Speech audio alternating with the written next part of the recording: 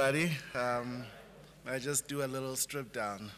I'm sure it's hot around here. Oh, yeah. Yes. My name is Nathi Tshabalala. I'm a mobile tech entrepreneur, and everything that I have done from then until now started here. Started here at the CSIR when they asked us a brief question. They asked us who took the job of the landline? Who took the job of the alarm? Who took the job of the mailman? Who took the job of the calculator? Who took the job of the calendar? Who took the job of the camera? Who took the job of the cassette tape? And who took the job of Y-Lens? And there was only one culprit. It's cell phone. This guy took everybody's job, you know? With this device, you could actually do multiple things. Such a converged device that you can email, you can wake up in the morning, you can listen to music, watch a video, take a video, snap a shot, and have a phone book to keep your ladies' numbers or business contact numbers. And that's what intrigued me about this device. And when this device, I had my first device called a Motorola, I think it was a C230 or something like that, and it had internet capability. I could almost do anything. The mobile networks hadn't found out yet that there was cell phone, there was internet on those things, so you could surf for days on 2 cents. You could connect your computer and surf online and listen to internet radio through the Windows media player, and you could do almost anything because they just didn't know that there was things like that. And so I met Nokia. Nokia came through to the CSIR on a program to develop a software development ecosystem for their Series 40 touch and type phones. Those are feature phones. And they gave us training on the various platforms, the Java platforms, the Qt platforms that we had to do then. And I got interested now, got really into this mobile phone that I was so intrigued about, and I decided to start a business just after that course, because it was like going to a pilgrimage for me. You know, some people need to trek to some mountain. I had to come to CSIR, but you know, there's a mountain as well at CSIR, so a pilgrimage nonetheless. So I quickly went down the road. I saw a big sign called the Innovation Hub, and I said, you know what? I'm an entrepreneur. I don't know what's about the Innovation Hub, and I'm just going to go there and ask. It sounds nice and fancy, so I don't know what's going on. And when I got to the Innovation Hub, I saw a place that is just a gem full of potential for people to thrive, for young guys with just a dream or even a haphazard, non-structured deal or whatever. But if you have ambition, that's what the Innovation Hub represented to me. At the Innovation Hub, there's a place called Maxim. Maxim is a business incubator there. They asked me to pitch my idea. So I had a very rough idea about, you know, I'm going to solve crime through a cell phone. I'm going to make sure find find evidence or, link up the cops, just do something, just help out the cops and the crime situation. So that was my pitch as well to the CEO, Mr. McLean Sibanda. And he was like, no, sorry, bruh. You must just refine your plan.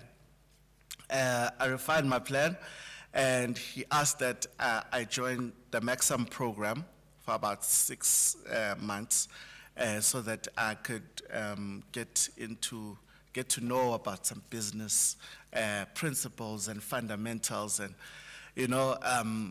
do I have a vision? I was like, vision, yes, I've got my eyes. 2020 last time I checked. No, not that kind of vision, a business vision. Do you have a plan? Are you a person that can execute on your plans? Do you make smart objectives? I'm like, my objectives are always smart, but no, smart means something else.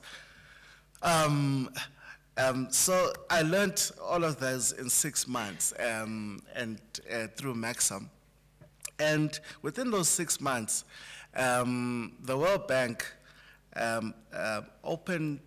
launched a program called the M-Lab South Africa. So they were launching these M-Labs throughout the world. They launched one here in South Africa, launched one in Kenya, launched one, I think, in Vietnam and some other countries in Pakistan and Armenia, I think so. So it was, the M-Lab is a mobile-focused accelerator now, but it was supposed to be an incubator, but the trends of now.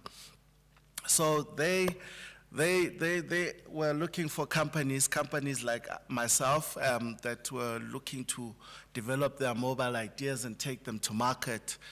And just, there was just another opportunity at the Innovation Hub.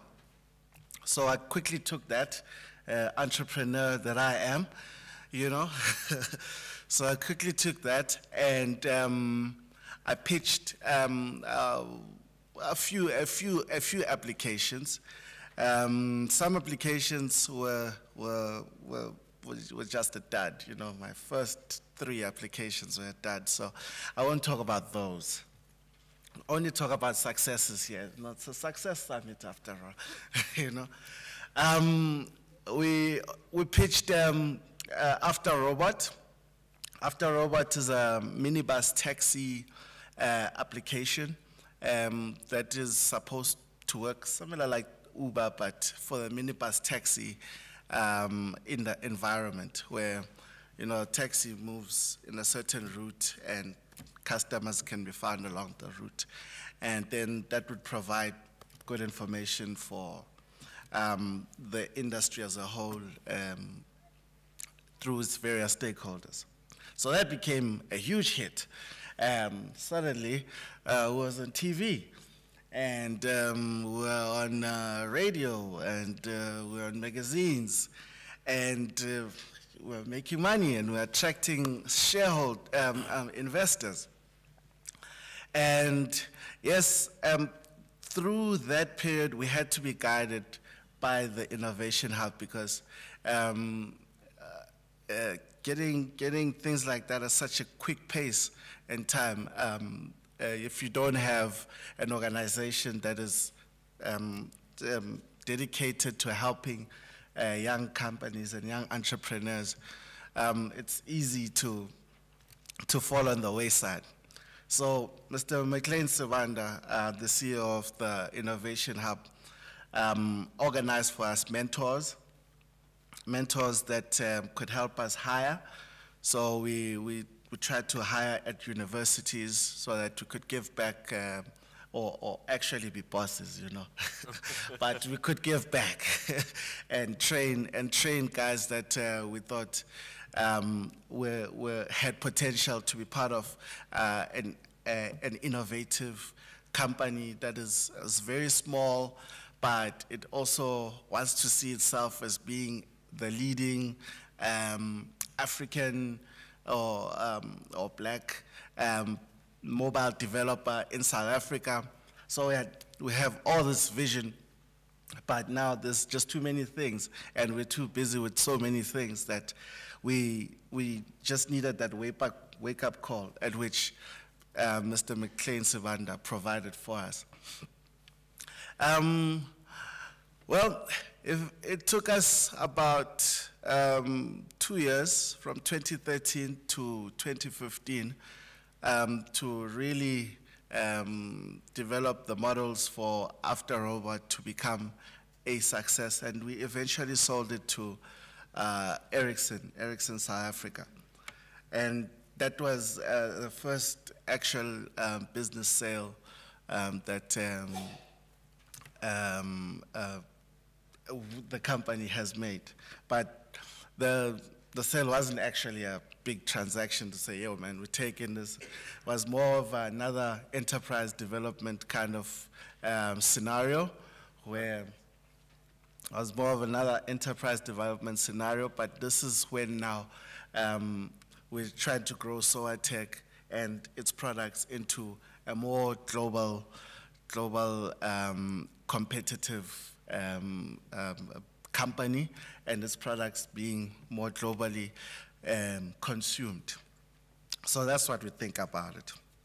But the nitty-gritty of my story is that entrepreneurship is possible in South Africa.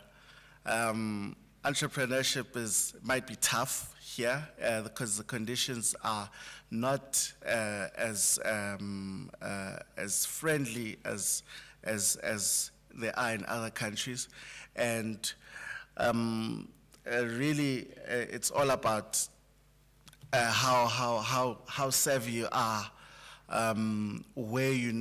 if you know which doors to knock on, and also about the perseverance that you yourself as an entrepreneur, and being able to rope in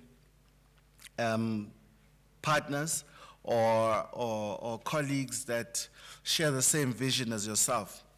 In that there are long periods where you wake up every day and you do something, but the normal thing is that at the end of the month you have to get it, and you don't. And there's no money, and it takes a while between investments to come in. If you do apply for that fund, it will come in about 8 months, or come in a year, or never at all. So here in South Africa, it's a really, really tough place to be in. But when we do compete with the rest of the guys around the world, we seem to have more tougher skin. We seem to have the perseverance that is needed in the months where there is no liquidity in the business. Unlike our American counterparts, which if there's no money in 2 months, we close down. But they are more competitive in other areas as well. So in essence, my talk is about dream if you want to, and go into entrepreneurship. It's the way to go if it's your stuff, but hold on to the job. Bye-bye.